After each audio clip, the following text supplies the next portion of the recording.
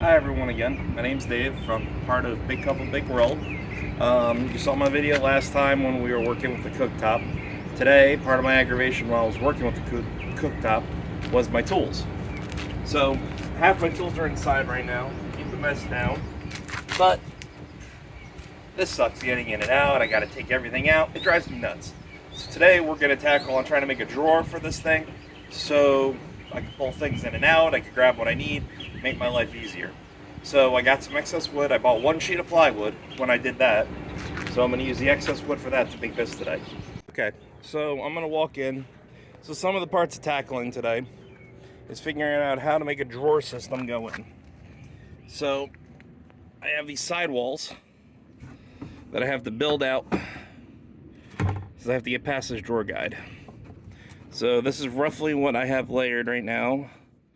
This is the piece of plywood scrap from yesterday's project, so I'm just using it as like a reference. So even if I doubled it up, I would just not clear. And then I gotta think about the radius. So I'm gonna get my tape measure, but I'm pretty sure it's gonna be like 1.5 inches. So I'm probably gonna use like a 2x4 or 2x6, because I have some 2x6s. I'll build it out, that'll give me some space. And then the thing I also gotta consider is the height coming in. But it appears that 2 pieces of wood for double layer would be high enough. So if I take 3 pieces of scrap when I set this, I'll have plenty of space for clearance.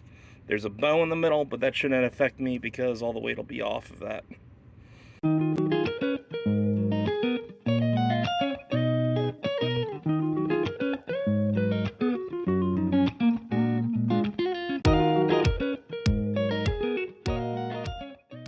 I took the time, I cut the 2x6s.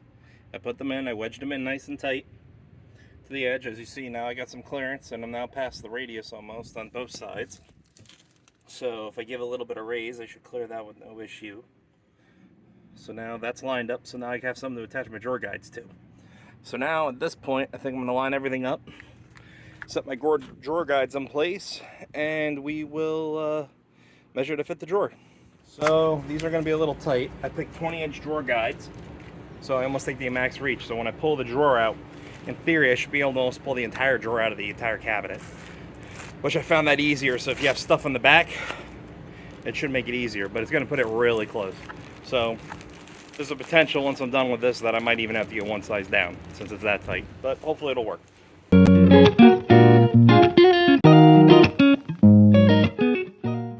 I used some wood in the very back, and I squared it up and I got them nice and straight, so then when everything goes in and out, they'll move evenly. So now my next part of this step is I'm going to put these back. I'm going to measure from inside, from the front and the back, and the smallest portion of those 2 numbers is what I'm actually going to use to make the box.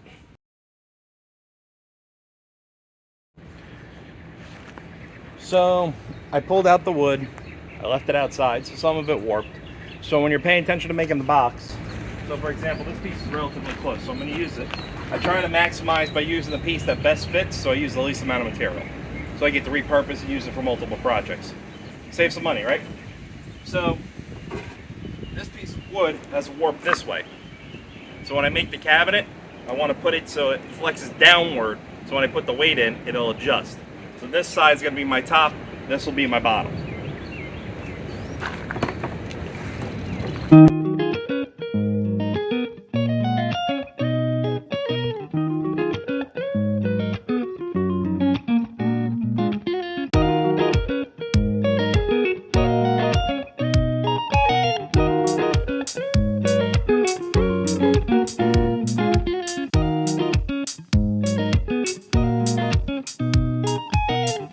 I want to point something out. If you notice when I'm measuring, I'm not using a ruler this time. What I'm actually doing is using a scrap of my 2x6, which is 5.5 inches. So I've been lining it up against the piece and using my bottom as a straight edge to measure in, so I have an accurate piece. These are going to be my sidewalls. The concept sometimes is you don't always need to use a ruler or a precision piece of tool. You need a reference point, and some things just need to be same. All 4 of my sides need to be the same height if I'm going to attach them together, right? Hence the reason why I'm just using the same consistency as a template. You'll also notice I'm not using a table saw or a chop saw. I'm just using a hand circular saw. Reason being is I cut a decent straight edge. I'm not perfect, but plus or minus a 1/16, I'm pretty good. So for what we're actually doing today, it works out well. The other thing is when I go to put this box together, I'm going to square it and I'm going to line everything up. So if I have any excess or if I made an over edge, which I'll show, you'll see it. And I'll show you how to trim it and modify it.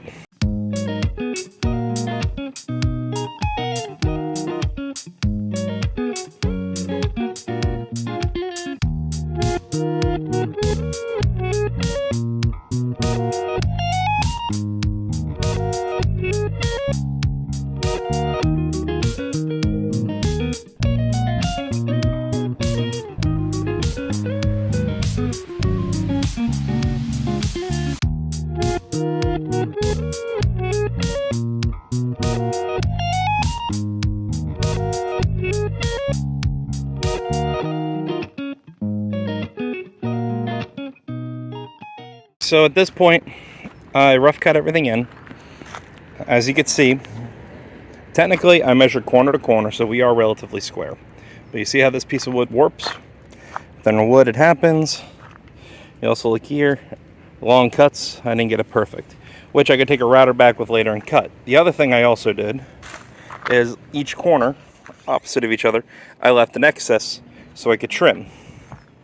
So after I measured, I squared everything up, got everything nice and tweaked, right? Because when you're not measuring precise, you need a little bit of playroom.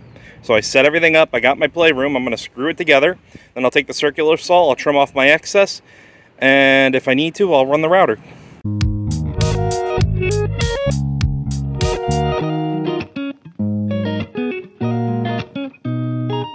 So I got it all in. It opens and closes. Drawer's a little heavy, so I might end up having to reinforce the corners a little better. Another thing I can do is put plastic guides inside underneath to help it slide better, but we got inclement weather starting, so this is as far as I'm going to take it today. But I'll show you in a second. I'll close the whole cabinet